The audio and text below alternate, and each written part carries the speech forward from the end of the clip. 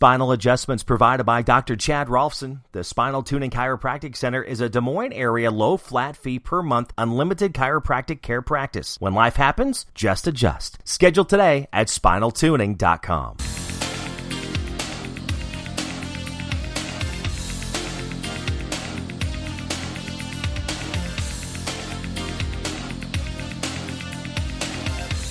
Welcome to One-on-One. I am your host, Jimmy Olsen. Joining me today, author, reporter, podcaster, and I'm sure pretty much whatever else that he can do. Ladies and gentlemen, welcome with me, Michael DaSilva. Michael, how are you, my friend? I'm doing well, Jimmy. Thank you for having me on your show. I appreciate it. Well, not a problem. And in fact, I'll let a cat out of the bag. Michael actually just had me on his podcast, which we'll be chatting about too. And I appreciate that opportunity as well. So let's kind of, before we get into a lot of the things that you're doing, what's been going on during this whole pandemic, man? How are you staying sane? Well, I know, hard question. It's definitely, I think there's obviously bad parts about it, but there's good parts about it too, in the sense that I think that, if nothing else, if there's no other silver lining, I think that just the idea of, especially in the world we live in now, in the 21st century, and technology and the busyness of life and the pace of life, I think the idea of things slowing down, I think that there's something therapeutic about that. And I think that, I think the whole world could, benefit from that on some level. And so I think that that's not entirely a bad thing. But obviously, you get to a point where it's like, all right, I'm tired of, I don't want to, this is going to sound bad, but I think we should all wear a mask, and I do wear a mask, but it gets annoying, and, all those sorts of things where it's like, and even on the psychological level, I mean, just, seeing everyone wearing a mask and, being afraid to get, close, together. And it's kind of, it's almost like we're watching a movie or living in a movie, and it's very strange and bizarre. And I've said that myself many times. It's like all of a sudden we're living a Hollywood movie, and it's just so strange. It's so weird, but here we are, and trying to do the best that we can every day. I mean, and I agree with you. I mean, the whole slowdown, it's been good. I know a lot of families have been able to spend time together, but at the same time, with people being forced to slow down, they've been able to do things that they've thought about or wanted to do for the longest time, and now they're finally able to get some pet projects or get some other ideas together that they never thought they were going to get done. Yeah, and I think too is especially, I think one of the things that people are doing during this time is looking for, because there's a lot of downtime, right? There's not a lot of places you can go, and so so whether it's watching Netflix or listening to a podcast, or reading a book, people are looking for different ways to pass the time. And so in that sense, especially for, people who are, creators and creative people, and, I think that it's a good time to be putting out content out into the world, because people are looking for that. Absolutely. And I mean, if you're a person who's wanting to get creative, maybe you've been thinking about, painting or writing or something, this is your time to get out there and do it. I mean, Michael's doing it. I mean, you've got a few things going on. You've got a couple podcasts. We'll start with the one that kind of launched things off for you, which is a little more personable, a little more kind of like daily journal type of thing. The Deep Thinker. Kind of walk us through that podcast. Yeah. How deep are those thoughts? Of course, every time I think of the Deep Thinker, I think of, Deep Thoughts by Jack Handey. Of course, right. Was that Saturday Night Live, right? That's right. Or of course, those that remember, Martin and Rowan, back in the '60s, and of course I can't think of it, but it was with Art, was it Artie Johnson that I think it was that did the little deep thought with that thing. But walk us through that. What do you do? Yeah, so that for me, like you said, I mean, it's kind of like an audio diary in a sense of recording whatever I'm thinking or feeling at any given time, thoughts, philosophical thoughts, religious beliefs, observations about what's going on in the world. Some of it's lighthearted, some of it's pretty deep stuff, philosophical and religious, and it's all from the heart, and it's something that it just kind of happened. It was, but it's great because if I ever want to get something off my chest and I want to, I want to record it, I can do it and then, publish it and put it out there to the world. And through its own kind of organic sense, I do have, people listen to it all over the world in different countries. And so, which has been really cool, but it's also taught me about podcasting and distribution, and even just little tools and techniques of adding transitions and so on and so forth, and ways to monetize your podcast. And nowadays, as you and I have discussed, you can just download an app, and if you got a smartphone, you can all of a sudden, you don't need a studio, you don't need all of the bells and whistles. You can become a podcaster right through your smartphone. And so for me, that's been, as you said, something that's really been the key to unlocking this whole world for me. Well, and we've been learning that a lot too, just with us, because we've both been in media for many years.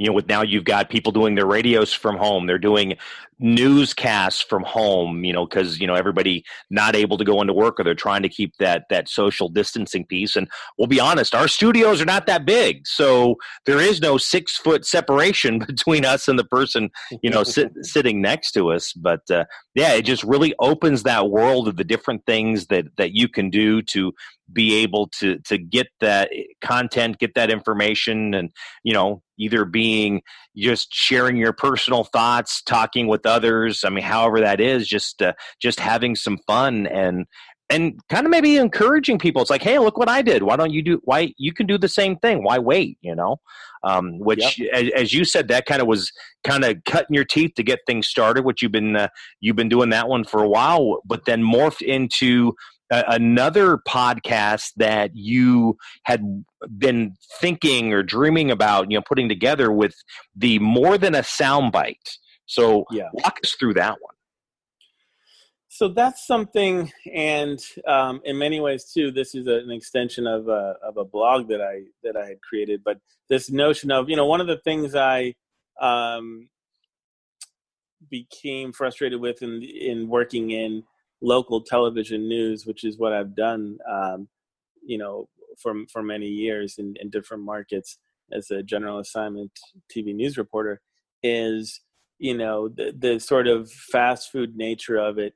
Turn around a story that day within extremely difficult deadlines, and which there again, there's a talent to that, and that's an art form in and of itself. And sometimes it's like, wow, I can't believe we just did that. You feel like you're making miracles happen every day, finding the needle in the haystack, and a great interview and a great story. But it can also wear on you too. And a lot of, you have these great conversations with people and these great interviews, and most of it gets boiled down to a 10-second soundbite or a 15-second soundbite or a VOSOT or, at most a minute 30 package. And so it's like, what can you really say in the sound? What can you really say in 10 seconds? Exactly. And, whether you're a presidential candidate or whether you're just, a local person on the news, it's like, it's tough to convey really anything meaningful in that time period. So what I love about podcasting and YouTube and all of these platforms is that there are no time restraints, or and if there are, it's 2 hours or something like that. So so you can have I like the idea of being able to have a conversation with someone and letting them complete their thought, and letting them really really go deep and really be able to explain where they're coming from. Well, you have that opportunity too, that you can get deeper. They say something that really kind of caught your ear, and you can go, "Tell me more about that. Let's dig into that area," type of thing. It's almost like you're taking the the documentary of somebody, but rather than having the bells and whistles and all those fancy dissolves, that you see when you watch on the History Channel or the documentary channel, but here it is, raw and to the point, that full conversation with the person, and you can get all those details. Absolutely. It's just the possibilities are endless, and like you said, you can push one to the other. They can complement each other. You can drive traffic one way or the other, but it's good to have those additional tools. And so something else that you've done, I mean, all of a sudden you've become, Mr. Busybody, but you even had something that you've been working on for a while. You wanted to get it done, but you even wrote a book. Now, you used a pen name, but you wrote a book called The Golden and Paradise, and you can find that under Christian Matthews. So what started this idea of you wanting to write a book, wanting to become an author, wanting to get yourself on that print line with everybody else? It's funny. It's something that kind of just happened. It was something that kind of it grew out of me. It was an extension of wanting to do something creative and do something that is almost an exaggerated, embellished funhouse mirror kind of view of the world we live in, which at times can appear to be a bit crazy and over the top and bizarre. And so, there again, I draw on personal experiences and beliefs and theology, and I draw from the Bible, and I draw from different things I've gone through in life, and different ways in which the world can appear to be, and this the notion of reality. And I've been influenced by many things. One of the things that influenced me the most was the Matrix movies. The movie The Matrix was a big influence on me, and I think the book, I would like it to be understood in the as sort of the Wonderful Wizard of Oz or Alice in Wonderland, that kind of a thing. I don't want it to be taken so literal, but it's based on real life experiences and different thoughts and observations about the world, but it's not supposed to be taken 100% literally. I want it to be imaginative and creative, but it was something I wanted to do, and I'm glad that I was able to get that done and put it out in the world. So are you saying that you were, smoking a hookah while you're writing the book, or at least getting it, edited and put together? I mean, you're going with that whole Alice in Wonderland. You just don't know where that's going to go sometimes. Right. No, nothing like that. But, it's just kind of, like I said, I mean, it kind of, funny enough, it was really a 10-year process or thereabouts to actually get it done. And, you write little things down here and there. And, it's funny enough, I remember going to see the movie Avatar with a good friend of mine in Boston, ironically enough, in the theater, and in his family. And I remember being really inspired by that. And I remember wanting to do something creative. And little by little, I started writing down things on my BlackBerry, like around 2009-ish, that time period. And for those who remember what a BlackBerry is, I know, and I held on to that thing. Funny enough, when I got to Des Moines, I remember a lot of my colleagues at the station, a lot of the photographers and stuff were like, "Oh my God, you still have a BlackBerry? Like, you got to put that thing in a museum." But so I held on to that thing until the very end. I was probably the last person on earth to have a BlackBerry. But yeah, and then really in Des Moines is where I was like, okay, I need to actually be disciplined about this, and I need to, go through the steps of, and I did go through an editor and different revisions and through the Kindle Direct Publishing, and I was able to self-publish, and now it's available on Amazon, and so it was one of those bucket list type items where it's like, okay, I want to get this done, and this is the story I want to tell. Well, and the great thing about that, even with us being in media and the different things that we've done, and everyone thinks, well, what do you do now because you're in it? It's like, we still have thoughts, we still have ideas, we still have things that, we've never done that we would love to do. I mean, you Yeah. always can have, I mean, and a lot of times not much different than the average person who just sits there and says, I'd love to be able to do this. And I think with the way our world is now, and with us being able to, talk and share this to inspire and motivate and influence others, that, hey, if you want to start a podcast, start a podcast. If you Yeah. want to write a book, write a book. I mean, it's so much easier now to Sure. do these things than what it was 5-10 years ago. And it's to the point that it's even easier to grasp and be able to do that. And I know there's a lot of people that get inspired, from, listening to like the Joe Rogan Experience and other different podcasts, and people that come together and do their Facebook lives or do their little videos on YouTube or whatever it is. That if there's something you want to do it. Why wait? Yeah. Yeah. It's like that, that Nike slogan, just do it. And That's right. it's true. And it's, And make sure you go swoosh. I'm just but it's true. I mean, and that's one of the things where it's like, and I really was challenged because I would listen to Joe Rogan and I would watch him on YouTube and stuff. And I remember there was one episode where I remember he was like saying, like, there's literally no excuse. Like you literally just press record on your phone. It's like, and it's true. Like there's no, it's not like, it's like, oh, well, I need, and I come from the world of television news. And so, I'm very familiar with the concept of, I can't tell you how many resume tapes and resume reels and, DVDs and VHS tapes I've sent out to news directors throughout the course of my life and career.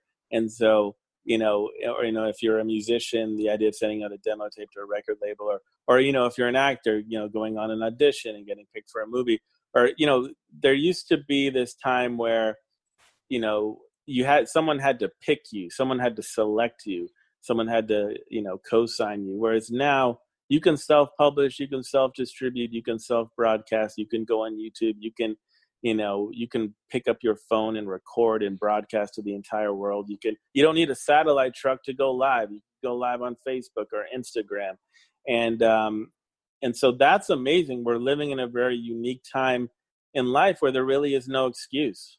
Well, it's even going back, as you were mentioning, kind of the thing that popped in my head. You wanted to record something. Now you can pick up your phone and do it, either by just straight audio or even video. But there was a time you had to have a studio. I mean, even those, and even artists today, music artists today, even if they're going to record at home, there needs to be a studio that they've put together to, be able to mix their tracks and play all the different things. But then again, I mean, we can even go way back to where, the garage bands, and they had that name because they played in a garage. Sure. And I know there were groups back in the 50s and 60s who, recorded an album. I mean, it was straight through. There were really no retakes, and they recorded it in a garage. But you're right. I mean, it's to the point now, you want to do a podcast and you want to interview somebody. You could be in the mall, you could be wherever you want. It's like that man on the street. You just pull out your phone, yep. You open that record app, and you hit record and go, or whatever that is. And it's more achievable now because you do not have to have that studio.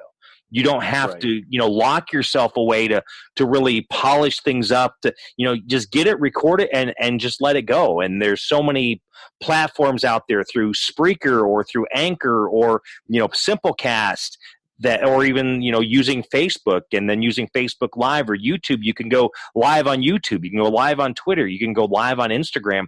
You're right. I mean, if there's things out there, and you've got something that, this is something I've always dreamed about doing, something I've always wanted to do it. Yeah, I mean, it's all about, you got to take a risk. You got to just, you got to take a leap of faith and just, pardon the expression, you have to kind of walk on water. You have to get out there, and, there's no guarantee. I mean, you might fail, but it's worth a try. I'd rather try and fail than never try at all. And, it's like that saying, like, you 100%, you miss 100% of the shots you never took. And I mean, you mentioned in a garage. I mean, Steve Jobs, he created Apple in a garage. Right. No, absolutely. Well, I mean, I'm going to be chatting with the guy later this week who is a writer and a director. He wrote a book. I mean, and these are the other things, finding the information that you need to research and learn how to do it. But it says make a blockbuster movie on your own. So, you don't have to have Hollywood. You don't have, I mean, and some of that, and I know even on the Apple commercials that they're showing you that you can shoot all these scenes on your iPhone. On your iPad. I mean, we have so many things right there at our fingertips that I agree. I mean, you just get out there. You just do it. You just get it done. Just like you said, you started writing a book on your BlackBerry. You could do the same thing on your smartphone. You can start writing a book or on a tablet while you're having your lunch hour at work or whatever, you're waiting in your car to pick up your kid from, dance or whatever they're doing, if they're able to do that right now with, some places still not being able to get together, but pull it out, start typing it, start putting those ideas down and start sharing that, or even doing a blog or whatever that is. And I mean, just get out there. I mean, there is no excuse to not go out there and grab. And sometimes maybe you're not looking to be successful. You're just looking for an outlet. And this is the prime time to start, going after those outlets. Yeah, no question about it. It's now or never. There's no time like the present. And right now, because of a variety of different factors that have come into play, there's a very low barrier to entry, and it's like you don't have some gatekeeper, preventing you from doing what you want to do and getting it out there. And I think that's a good thing. I think that the democratization of media and voices. I mean, look, we live in a world where one tweet, something can just go viral. Something can just catch like wildfire and set the world ablaze. And you just never know who that's going to be or where it's going to come from. Absolutely. I am talking with author, reporter, podcaster Michael DaSilva, and a lot of ways. So you've got a blog, you've got the podcast, you've got the book. How can, if somebody wants to follow you and see what you're doing, how can they get in touch with you there, Mike? So a few different ways. You can follow me on Twitter at Mike DaSilva News. So that handle is at Mike DaSilva News. I also have a blog, MikeDaSilva.blog through WordPress. That's MikeDaSilva.blog. And I think, and there again, you mentioned you can follow my podcast. And where are your podcasts available? And those are, you've got the Deep Thinker and then More Than a Soundbite. Yeah, and they're available on Spotify. They're available on Anchor. They're available even on Apple Podcasts. Most places where podcasts are available, you can find them, which is great, because Anchor, they take care of the distribution. So it's pretty much worldwide. And reach out to me, through one of those ways. And, if you need more help finding my stuff, I'd be more than happy to send you any information. And once again, the book Golden and Paradise by Christian Matthew. How can they find that? Where is that available? That's available right on Amazon. So Amazon.com, and you can get it for your Kindle, or you can get the paperback, and both are available for sale. Fantastic. Again, I've been chatting with Michael DaSilva, the author, reporter, podcaster. I am your host, Jimmy Olsen, and you've been listening to One-on-One. Michael, thank you very much for your time. My pleasure, Jimmy. I really enjoyed this conversation, and we covered a lot of good ground, and thank you so much for having me on. I really appreciate it. You've been listening to One on One. I'm your host, Jimmy Olsen, and you can always find this podcast anywhere. Subscribe to it through my YouTube page, My Buddy Jimmy 101. You can also listen to through iHeartRadio. You can listen through Spotify. You can also download it on Google Play and then on Apple Podcasts and pretty much anywhere you can find podcasts. And be sure to share it with your friends. And thank you for listening. You've been listening to One on One. I'm your host, Jimmy Olsen.